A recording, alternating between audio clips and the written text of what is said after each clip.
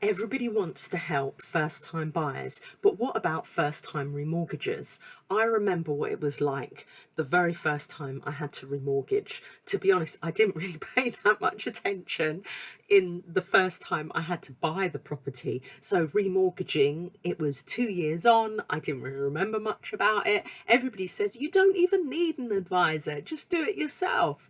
And I was completely confused. Is this you? Then this video's for you. This is the ultimate guide for remortgaging for the first time. We go through everything that you could possibly need and want. And by the end of it, you'll feel a lot more comfortable. You'll know the questions to ask your mortgage advisor. You'll know how to get the best deal. You'll know what to look out for. So that's the video today. And if it's for you, by all means, sit back and enjoy. If it's for someone you know, by all means, share it.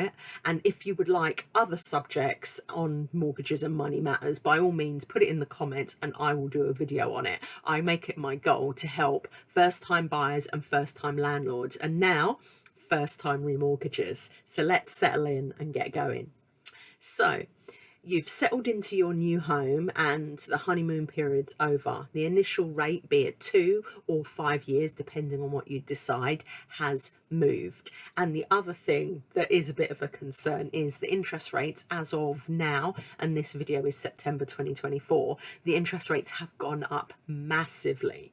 So when you first bought your property and you had all of those, I like to call them post-COVID rates, and they're all like in the 1% region, you thought, this is good, I can afford to borrow X, it's all good. And now you're looking at rates, and the lowest, if you're lucky, is 3.5, maybe 4, depending on your circumstances. So the first thing I would say is, yes, we need to look at interest rates. So when we're looking at interest rates, how does it work?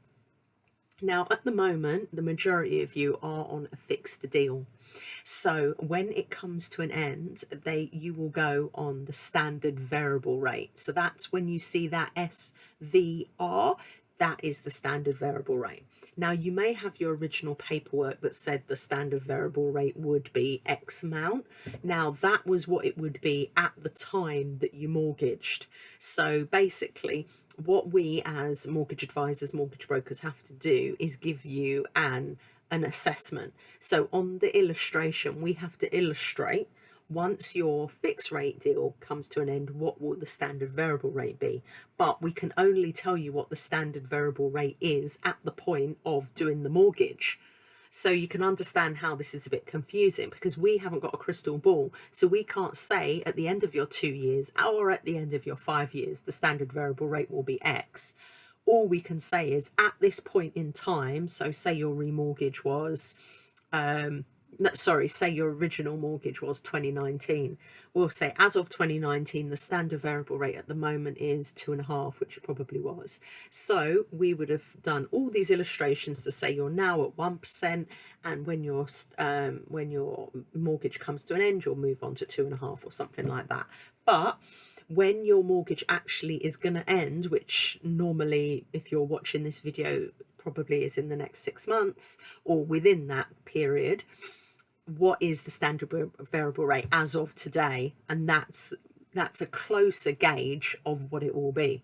Now, you do not have to go onto the standard variable rate. That's what they just make you aware of. If you do nothing and you let your deal come to an end, you'll automatically go on the standard variable rate. And there are reasons why some people like to do that. A lot of people are waiting for the interest rates to go lower than they currently are, so they're sitting on the standard variable rate, hoping. It may go lower, it may not. No one's got a crystal ball and no one knows. I mean, what I'm advising my guys are to check out what the rates are now, and if it's something you can afford, then look to go to that. So that's one thing. The next thing is that can determine what mortgage deal you've got is the equity. Now, this is what equity is. Now, if you bought a property, say for 200,000, and you put 10% deposit down, 20,000, that would mean you have a mortgage of 180. If you've been paying the mortgage off every single month, and you're on a capital and repayment mortgage, which is when you pay the actual loan amount, part of the loan amount and part of the interest, the mortgage balance will go down. So say over the last few years you've managed to pay 20,000 off. So now when you had a mortgage balance of 180, it is now 160. You bought the property for 200,000, as we said at the beginning, but because property prices have gone up, maybe you've done a little bit of work onto the property, maybe the surrounding area is improved. I know there's a lot of regeneration work going on nowadays. So if the whole area has had a bit of a facelift, your property, say it's gone up to 250,000. Now that is great, because before, when you put your property was worth 200,000 and the mortgage was 180, that would have been a 10% deposit, means the bracket you're in is 90% loan to value. Now what I mean by that is 90% loan to value because you've borrowed 90% because you had a 10% deposit.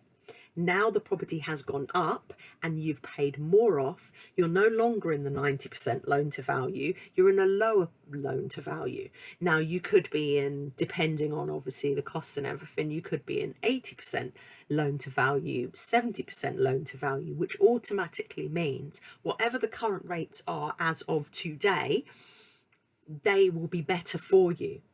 So if the rate at 90% is say 4, the rate more than likely is 3.5 if it's 70% loan to value. So that's something else you've got to check. You've got to find out the market value of your property. Now, a good way to do this is to go on Rightmove or Zoopla or something like that and put in your postcode and look up your door number, and then it will give you a rough idea of how much your property is worth.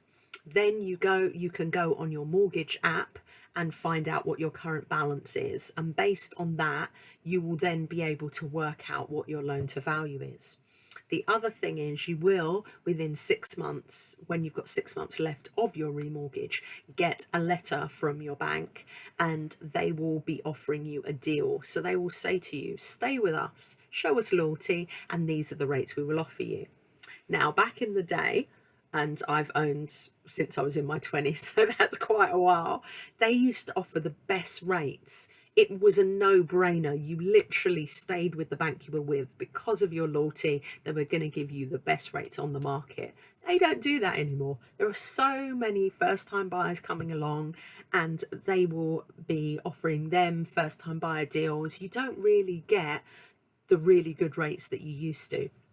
So going to someone like me who is a mortgage advisor, and I have access to the majority, in fact all of the high street lenders and majority of specialist lenders, I will be able to tell you what is the best rate for you, the best rate and the best deal. Now the deal, it's a combination. It's a combination of what the best rate is, and it's also a combination of what fee you're charged for it. So it's kind of called an arrangement fee or a booking fee, something along those lines.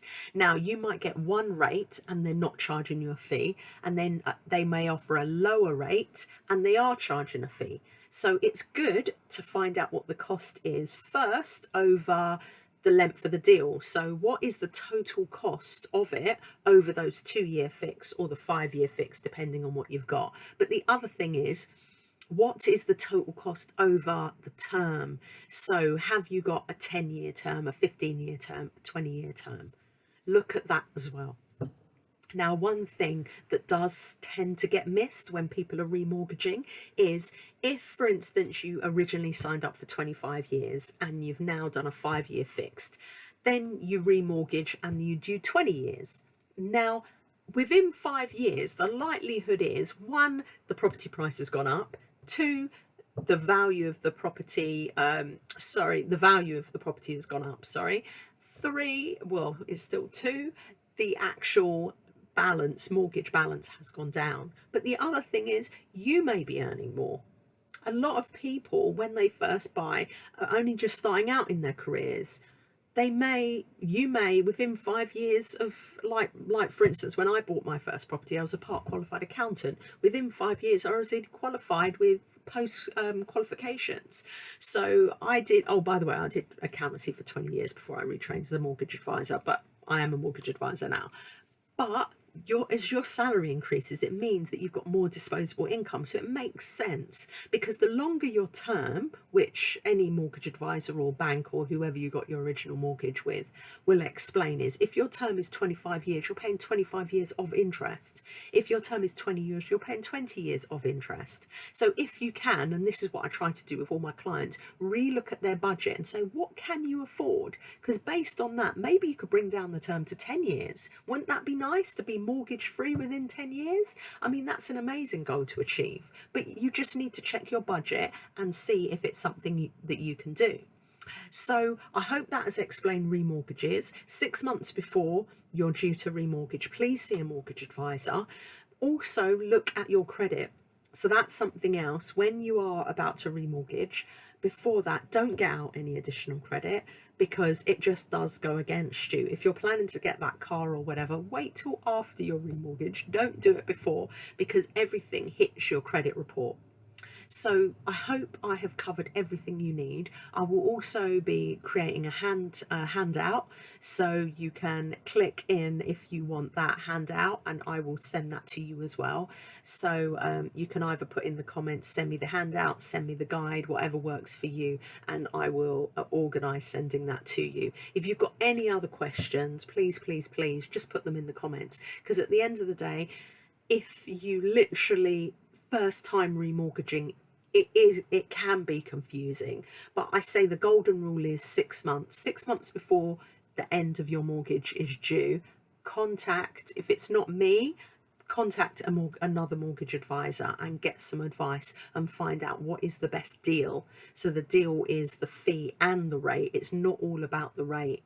I mean, there are some great rates out there. I saw a rate out there for under 3%, but then it was thousands of pounds arrangement fee. So you need to bear this in mind. What is the total cost of the deal? And what is the total cost over the 2-year, 5-year, or the whole term? Can you reduce the term to reduce the amount of interest that you're paying and save thousands? So I hope you found this video useful. And if there's anything else that you really would like to know about, by all means, I talk about everything that is mortgages and money matters. So just put it in the comments and I'll do a video for you. Good evening.